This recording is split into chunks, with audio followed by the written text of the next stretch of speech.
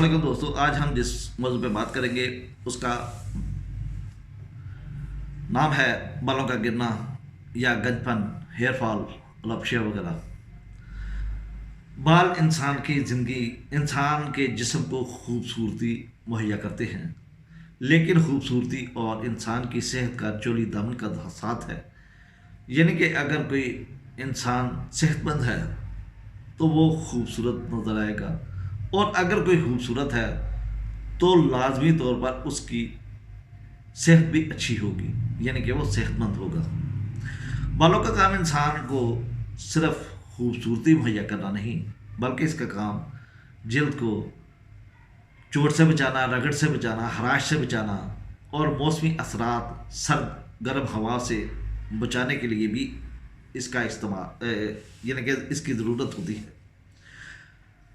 کیونکہ جب انسان جنگلوں میں رہتا تھا اور وحشی انسانوں کی طرح یا وحشی جانوروں کی طرح زندگی گزارتا تھا تو اس وقت اس کے تمام جسم پر بال ہوتے تھے۔ اگر ہم بال کی زندگی کی بات کریں تو ایک بال 2 سے لے کر 5 سال تک زندہ رہتا ہے، یعنی کہ جسم پر رہتا ہے، اس کے بعد گر جاتا ہے، جڑ جاتا ہے، ختم ہو جاتا ہے۔ اس لیے اگر چند بال آپ کے گریں تو اس میں پریشانی کی کوئی بات نہیں، لیکن اس کی وجہ سے انسان فکر مند ہو جاتا ہے، اور خاص طور پر خواتین اس کے لیے بہت زیادہ فکر مند ہوتے ہیں، کیونکہ عورتوں کی خوبصورتی کا راز بالوں کی لمبائی اور ان کی شائننگ پہ ہوتا ہے۔ ہمارے سر میں جو خلیات ہوتے ہیں وہ 90% تک کام کر رہے ہوتے ہیں، اور 10% خلیات اسٹینڈ بائی پہ ہوتے ہیں، تاکہ اگر کسی وقت کسی وجہ سے کوئی بال پیدا کرنے والا خلیہ مردہ ہو جائے تو اس کی جگہ یہ نیا خلیہ کام کرنا شروع کر دے، اور جو بال گرا ہے اس کی بجائے ایک نیا بال انسان کی زندگی میں شامل ہو جائے، اور سر کی خوبصورتی میں کوئی خاص فرق نہ پڑے۔ جب ایک خلیہ خشک ہوتا ہے تو اسٹینڈ بائی والے 10% خلیات یہ چینج در چینج ہوتے رہتے ہیں، اور انسان کے گرنے والے بال دوبارہ اس کو مہیا ہوتے رہتے ہیں۔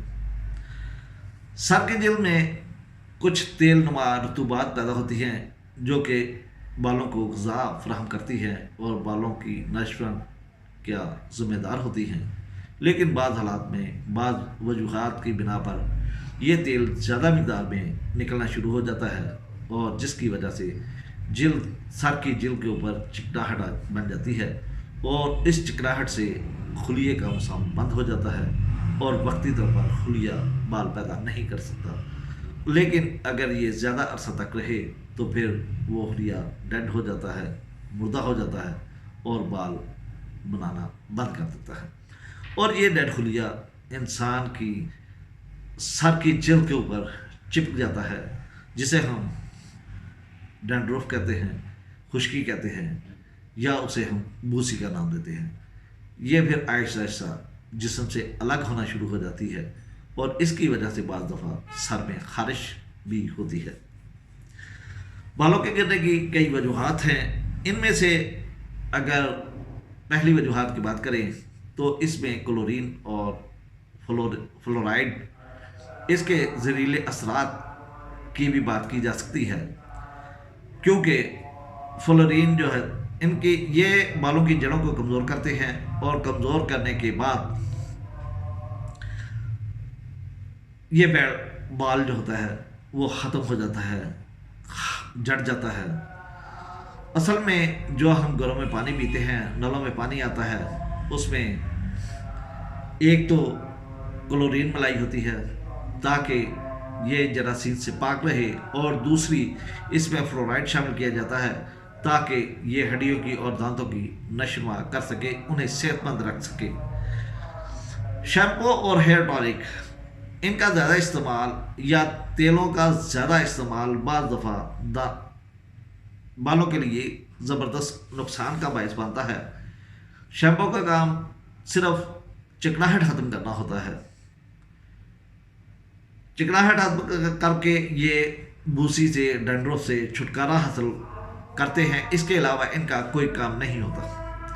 لیکن اس کے آئے دن استعمال کے باعث وہ جو چکناہٹ ہوتی ہے وہ بالکل ختم ہو جاتی ہے، سر کی جلد خشک ہو جاتی ہے، اور سر کی جلد خشک ہونے کی وجہ سے بالوں کی جڑیں بھی خشک ہو جاتی ہے۔ بالوں کی جڑیں جب خشک ہوتی ہیں تو پھر بال آپس میں الجھتے ہیں یا الجھ کر ٹوٹنے لگتے ہیں، اور یا تیزی سے یہ جو ہے یہ جھڑنے شروع ہو جاتے ہیں، اترنے شروع ہو جاتے ہیں۔ خوشبودار صابن کا استعمال بھی بالوں کے لیے بہت زیادہ نقصان کا باعث ہوتا ہے۔ غصہ، فکر، پریشانی، افسردگی اور جذباتی اسباب بھی یا غیر مناسب خوراک کا استعمال بھی بالوں کے لیے نقصان دہ ہوتا ہے۔ بعض بیماریاں بھی ایسی ہیں، مثلا ٹائیفائڈ بخار، نمونیا، پرسوتی بخار اور پرانا سر درد وغیرہ بھی ان کے گرنے کا باعث بنتا ہے۔ اس کے علاوہ جراثیم اور کچھ طفیلی کیڑے بھی ایسے ہوتے ہیں جو کہ ان کو نقصان پہنچاتے ہیں۔ دوائیں اور ہارمون بھی بالوں کو نقصان پہنچاتے ہیں، بالخصوص ان کی وجہ سے بال سارے جسم پر کسی بھی حصے سے گرنا شروع ہو جاتے ہیں۔ خاص طور پر یونانی ادویات یا دیسی ادویات، حکام کی ادویات جن میں کشتہ وغیرہ شامل ہوتا ہے، خاص طور پر وہ ادویات جو کہ ذوف باہ کے لیے استعمال کی جاتی ہیں، یا کشتہ مثلا کشتہ فولاد، اس کے علاوہ مشک ابر اور سلاجید، سمل فار، سفید اور سیاہ دونوں ہی۔ اور یہ حقیقت بھی ہے کہ ان اشیاء کے مناسب استعمال سے بال گرنے کو روکا جا سکتا ہے۔ اگر آپ بہت زیادہ استعمال کریں گے تو یہ بالوں کے لیے نقصان ہوگا، لیکن اگر آپ مناسب مقدار میں اس کا استعمال کریں گے تو یہ یقیناً انسان کے بالوں کو فائدہ دے گا۔ گنجا پن اصل میں کہا جاتا ہے کہ جب بال گرتے ہیں اور گرنے کے بعد دوبارہ نہیں اگتے اور وہ جگہ بالکل فلیٹ ہو جاتی ہے، تو اس چیز کو ہم گنجا پن کہتے ہیں۔ گنجا پن اصل میں بڑھاپے کی ایک نشانی کے طور پر پائی جاتی ہے، اور یہ عام طور پر مردوں میں پائی جاتی ہے۔ ایسا کیوں ہوتا ہے، اس کی وجہ دریافت ابھی تک نہیں ہو سکی، لیکن کہا جاتا ہے کہ یہ خاندانی ہوتی ہے، مورثی ہوتی ہے۔ قطعی گنجے پن کا کوئی علاج نہیں ہے۔ اگر مستقل گنجا پن ہو جائے تو اس کا علاج نہیں ہے۔ اگر ہم ہومیوپیتھی طریقہ علاج کے مطابق اس کا علاج کرنے کی کوشش کریں تو بالوں کا علاج کرنا کا گرنا یا بالچر کے لیے روزمرہ اگر ہم دعا استعمال کرنا چاہتے ہیں تو وہ آرنیکا ہیئر آئل ہے، لیکن یہ ضروری نہیں کہ ہر بالچر کا علاج اس سے ممکن ہو۔ اسی طرح ایلوپیتھی علاج میں یہ مقام ہائیڈرو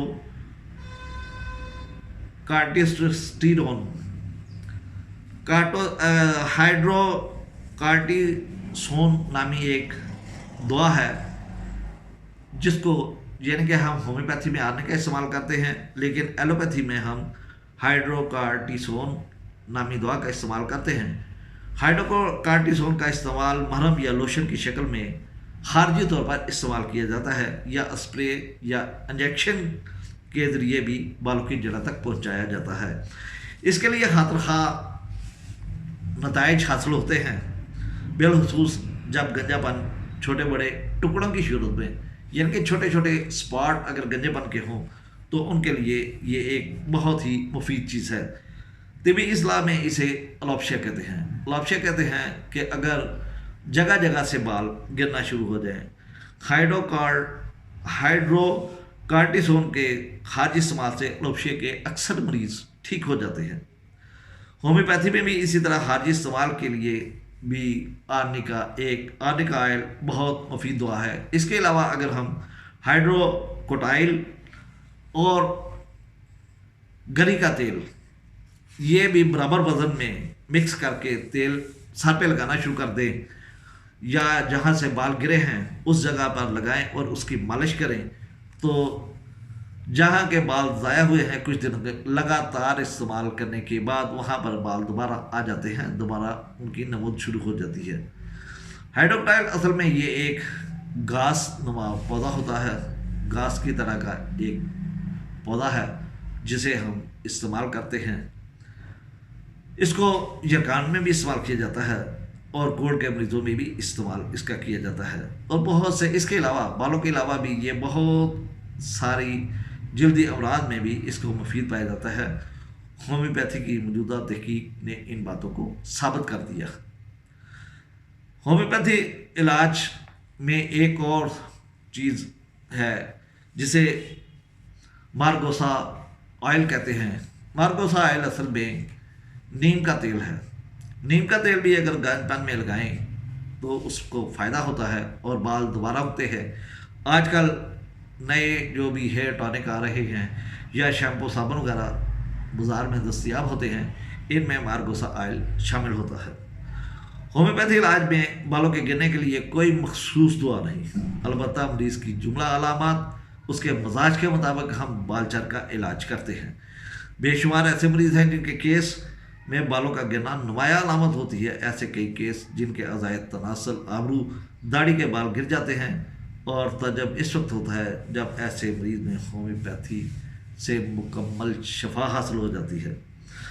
یہاں پر علامات کے اعتبار سے ہم صرف چند ادویات کا اشارہ کریں گے، انہیں بیان کریں گے۔ مثلا کالی کارپ اور نیٹمبیور۔ خاص علامت ان کی یہ ہے کہ بال بہت زیادہ خشک ہو جاتے ہیں، اور کالی کارپ اور نیٹمبیور کے مریض سے ہم اس طرح پہچان سکتے ہیں۔ کالی کارپ کا مریض سرد مزاج ہوتا ہے، اور نیٹمبیور کا مریض گرم مزاج ہوتا ہے، اور دبلی پتلی لڑکیاں خاص طور پر جو مزاجن چڑچڑی بھی ہوتی ہیں، اور ان کے چہرے پر مسے ہوتے ہیں، اور پسینے میں تیل جیسی چکناہٹ پائی جاتی ہے۔ دوسری سب سے اہم بات یہ کہ نیٹمبیور کا مریض اکثر سر درد کا شکار رہتا ہے۔ اکثر سر درد کی شکایت فاسفورس، سیپیا اور سلیشیا کے مریضوں میں بھی پائی جاتی ہے۔ کچھ ہومیوپیتھ بال گرنے کے لیے ہر مریض میں فاسفورس کا استعمال بتاتے ہیں، لیکن یہ طریقہ کار بالکل غلط ہے۔ فاسفورس کا استعمال اسی وقت کیا جائے گا جبکہ فاسفورس کی علامات اس مریض کی علامات سے بالمثل ہوں گی۔ اس میں سر میں خشکی ہوتی ہے اور چھلکے دار بغیر بالوں کے گول گول ٹکڑے ہوتے ہیں، یعنی ان میں سر میں خشکی ہو اور اس پہ چھلکے اتریں اور بال گول گول صورت میں گرنے شروع ہوں تو پھر دعا فاسفورس ہوتی ہے۔ ایک اور دعا ہے جسے ہم فاسفورک ایسڈ کہتے ہیں، اور یہ بہت زیادہ ہومیوپیتھی میں استعمال ہوتی ہے۔ اس کے پیچھے ایک وجہ ہوتی ہے کہ اس کا مریض کا تعلق غم سے ہوتا ہے، صدمے سے ہوتا ہے، ناکام عشق سے ہوتا ہے۔ ان میں فاسفورک ایسڈ، نیٹمبیور اور سیلینیم اہم دعائیں ہیں۔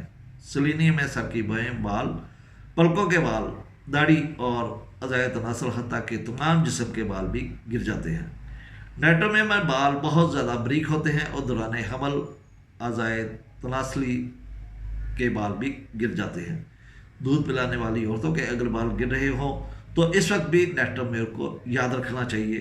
نیٹمبیور کی دوسری اہم علامت ہے کنگھی کرنے سے یا چھونے سے بالوں کی جڑوں میں درد ہوتا ہے اور بال گرنے لگتے ہیں۔